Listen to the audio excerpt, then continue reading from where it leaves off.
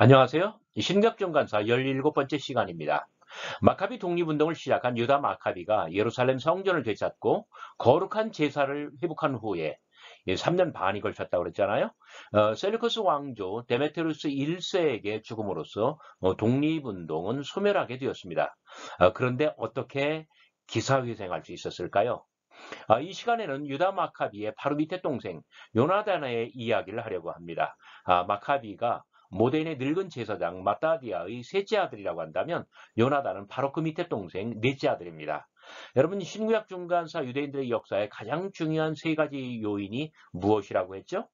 첫째, 하시딤을 중심으로 한 유대인들의 회복운동, 이 거센 어떤 헬레니즘과의 쓰나미에 유대인들이 어떻게 반응을 보이느냐, 독립운동을 하고 뭐 이런 등등이요. 두 번째로는 신흥제국 로마의 개입, 그리고 세 번째로는 셀루커스 왕가의 어떤 내분이라고 하였습니다. 요나단이 독립운동을 이끌던 시기야말로 마카비 독립운동과 하스몬 왕조의 이 생내적인 특성이 가장 잘 나타납니다. 한편으로는 신흥 세력 로마에 의존하면서 다른 한편으로는 셀루커스 두 왕가 사이에 어떤 신출귀몰한 줄타기 외교, 이 고개를 펼쳐요. 그렇게 함으로써 생존에 성공하고 생존을 넘어서 영토를 확장하는 듯 하고 역할을 증대하는 등 아주 빛나는 전과를 올립니다. 그래서 하스몬 왕조의 아주 굳건한 기반, 토대를 갖춰 나가요. 그러나 그 이면에는 하스몬 왕조의 치명적인 모순, 그 모순의 씨앗을 배태하기도 합니다. 여러분 이번 강의를 통해서 어떻게 독립운동이 생존하고 성공하는가, 그래서 유대인의 공동체와 유대교에 어떤 모순을 갖게 되는가, 이것을 어떤 관찰 포인트로 해서 끝까지 강의를 잘 들어주시면 큰 도움이 될 것 같습니다. 셀루커스 왕조의 두 라이벌 가문. 오늘의 강의를 펼치기 위해서 하나의 배경으로 셀루커스 왕조 내에 두 개의 왕가 사이에 어떤 라이벌 관계가 있는지 제가 설명한 적이 있지만 좀 더 구체적으로 보도록 하겠습니다. 자, 안티오코스 3세가 셀루커스 왕조의 굉장히 유능한 황제였다고 했잖아요. 왕이었다고 했잖아요. 이 사람이 암살당하자 셀루커스 4세 큰아들이 왕위를 이었고 한 12년 후에 또 암살당하고 작은아들 안티오코스 4세가 안티오코스 에피파네스 4세가 또 보위를 이었고, 그래서 이 두 형제 가문이 이제 철천지 원수가 돼가지고 셀루커스 왕조 내에서 아주 정말 죽도록 싸워요. 영원히 싸울 거예요. 안티오코스 에피파네스 4세 요 사람이 유대 묵시 문학에서는 벨리알, 사탄으로 나오는 사람이에요. 이 사람이 죽자 안티오코스 5세가 왕위를 이었고, 그, 10살짜리 아주 어린 아이였어요. 그냥 2년밖에 못 해요. 그런데, 안티코스 3세, 안티코스 4세만큼 강력한 왕, 데메트리우스 1세가 왕위가 돼서 이 사람을 축출하죠. 그리고 또 이쪽 가문에서는 알렉산더 발라스가 일어납니다. 그래서 데메트리우스 1세를 또 끌어내려요. 자, 이렇게 아주 대대로 어떤 라이벌 관계를 이루는데 여기서 끝나는 게 아니라 그 밑에 때에서도 마찬가지로 어떤 라이벌 관계는 지속됩니다. 로마의 개입과 새로운 기회. 유다 사후, 유다 마카비가 죽은 후에 마카비 독립운동이 최대 위기에 봉착했을 때 곧바로 숨통이 트인 것은 바로 로마의 개입 때문이었습니다. 로마는 셀루커스 왕조의 강력한 통치자가 나타나는 것을 결코 원하지 않았습니다. 그래서 직접 개입해요. 그래서 셀루커스 4세의 자손들, 안티오코스 4세의 후손들 사이를 비집고 들어가서 반목시키고 서로 싸우게 만들고, 그래서 디바이드 앤 룰, 이 분할 통치를 시도하는 거예요. 그러면서 동시에 유다인들에게는 비교적 독립적인 태도를 견지합니다. 그래서 유다인들에게는 숨통을 틔워주는 거예요. 그러니까 이 숨통에 틔어서 마카비 독립운동이 다시금 명맥을 유지할 수 있게 되는 것이죠. 마카비 가문의 지도자들은 이런 상황을 지혜롭게 이용하여 살아남을 수 있었습니다. 자, 요나단을 추대하다. 마카비상 9장 28절 이하입니다. 그리하여 유다의 동지들이 모두 모여 요나단에게 말하였다. 당신의 형 유다가 죽은 후로 유다처럼 박히됐으나 우리 민족을 증오하는 자들 같은 원수들을 대항할 수 있는 사람은 아무도 없습니다. 그래서 우리는 오늘 우리의 전쟁을 완수하기 위해 유다 대신으로 당신을 뽑아 우리를 영도하는 지도자로 삼았습니다. 그때부터 요나단은 유다 민족의 영도권을 잡고 자기 형 유다의 후계자가 되었다. 마카비상 9장 후반부의 이야기입니다. 자, 기원전 160년이었습니다. 유다 마카비의 동지들은 마카비의 동생, 그러니까 마따디아의 넷째 아들 요나단을 새로운 지도자로 추대하기에 이르릅니다. 바키데스의 타협안과 독립군의 기사회생, 기원전 157년 바키데스가 타협안을 내놓았습니다. 요나단은 믹마스의 사사가 될 뿐이다. 왕이 아니라 사사예요. 그리고 예루살렘의 일에는 절대 관여해서는 안 된다. 여기를 쳐다보지도 말라는 거예요. 이것이 바로 타협안이에요. 그러니까 생존 자체는 허락을 해요. 그러나 어떤 영토와 역할에 대해서는 믹마스라고 하는 아주 작은 지역만 내주고 그래서 명맥을 유지하라고 합니다. 결코 예루살렘의 일에는 관여하지 말라. 예루살렘은 어떻게 할 거예요? 예루살렘 개혁파들 있잖아요. 그 헬레니즘을 지지하며 기꺼이 받아들이며 뼛속까지 헬레니즘화되어 있는 바로 그러한 어용 유대 지도자들 말이에요. 이렇게 해서 마카비들의 바알라는 끝이 났습니다. 마카비들이라고 할 때는 마카비 형제들 말하는 거예요. 영어식 표현이요. 좀 죄송합니다. 예루살렘과 유대의 셀류커스의 주권이 다시금 확인됩니다. 그러나 유대인들에게는 종교적 자유가 보장되었습니다. 아직 대제사장직은 공석입니다. 기원전 157년부터 153년까지 4년 동안이나 이렇게 평화가 지속되었어요. 대제사장직은 공석이고, 그리고 이거 그 마카비 독립운동의 영토는 믹마스의 아주 작은 공간일 뿐이고, 예루살렘 쪽은 일절 쳐다도 보지 말 것. 네, 그런 어떤 제한된 자유와 독립 그리고 이런 것들이 4년 동안 지속되었다는 점이에요. 줄타기 외교의 성공. 셀루커스 왕조에 다시 정치적 불안이 조성되었다. 셀루커스 집안과 안티오코스 집안 사이의 권력 투쟁 때문이었다. 그 셀루커스 왕조 내의 어떤 내분이죠.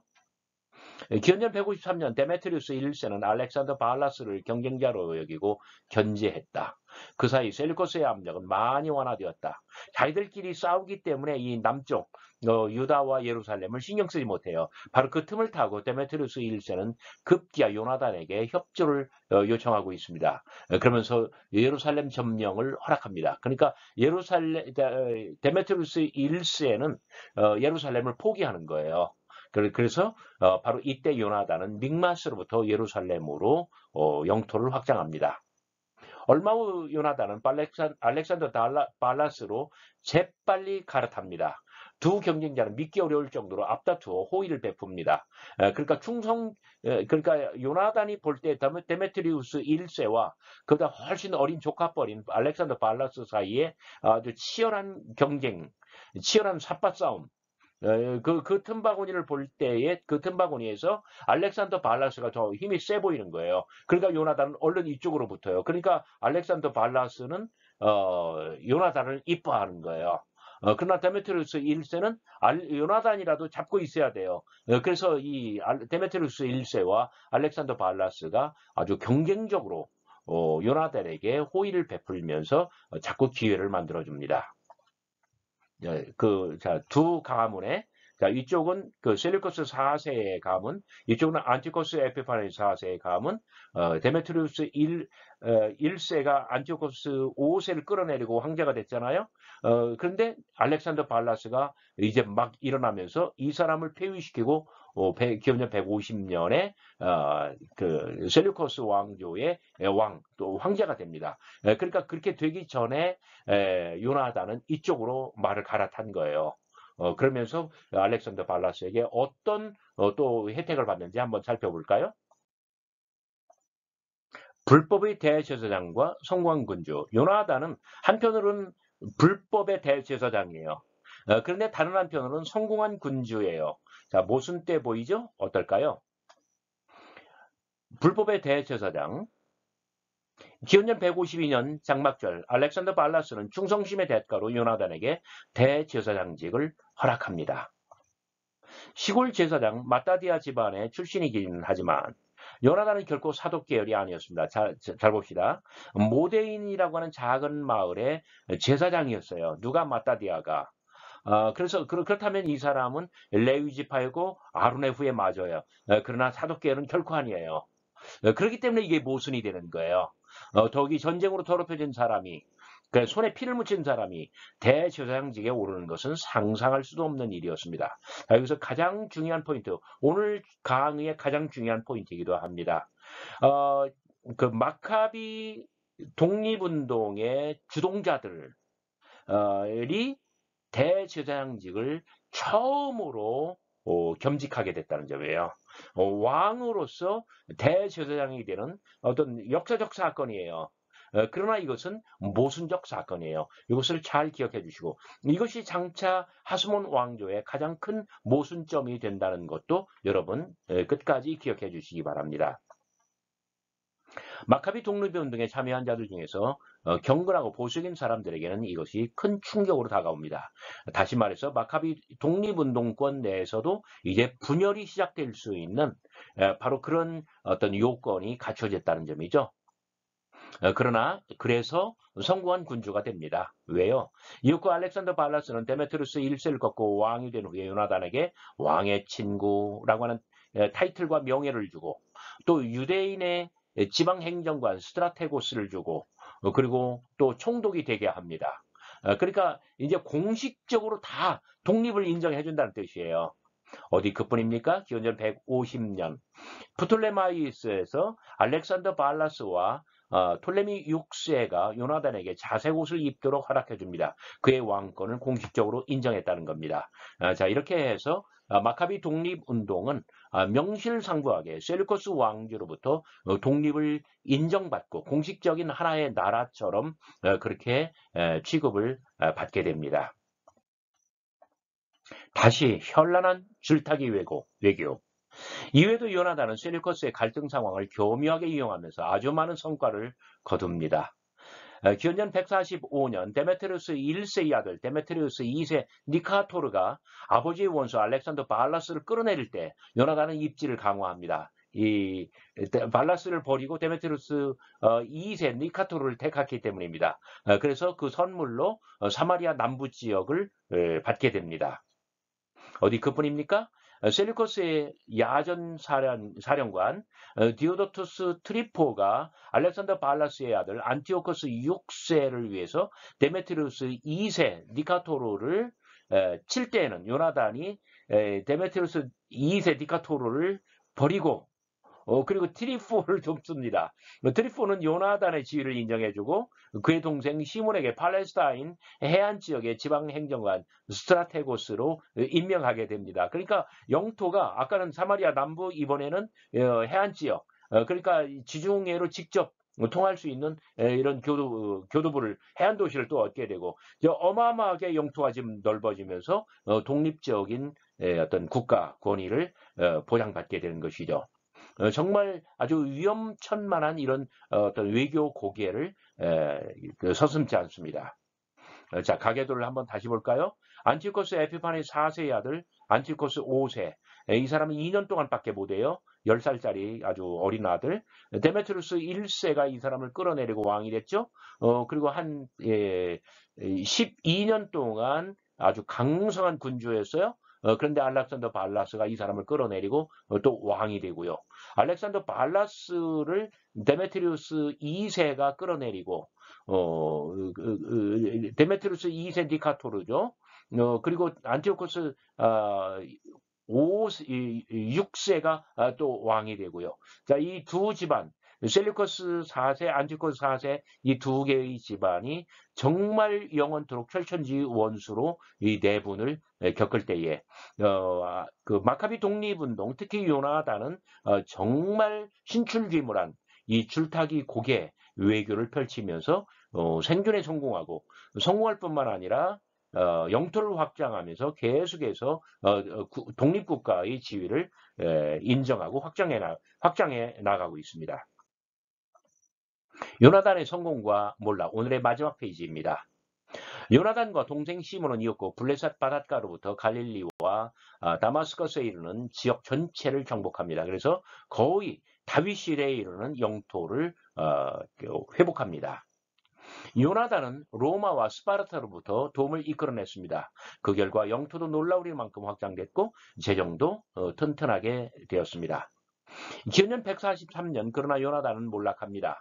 디오도투스 트리포는 스스로 권좌를 얻기 위해서 자기의 주군이자 셀루커스 왕인 안티코스 6세를 감금시키고 그리고 베시안 스키토폴리스 전투에서 요나단을 포로로 잡아 처형시움합니다.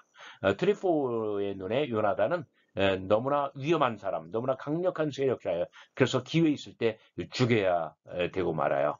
그러니까 요나단이 이제 이렇게 해서 좀 어마어마한 성과를 이루었고 그 나라의 독립을 이루었지만 그러나 내부의 어떤 그런 모순을 또 잉태했다는 점 여러분 기억하시고 유다 마카비가 죽었을 때 어떻게 요나단을 통해서 다시 기사회생했는가? 요나단이 죽고 말았을 때에 그의 막내 동생 시몬을 통해서 또다시 어떻게 기사회생하고 시몬 때부터 어떻게 하스몬 왕조가 탄생하는가 여러분 다음 시간을 기대해 주시기 바랍니다.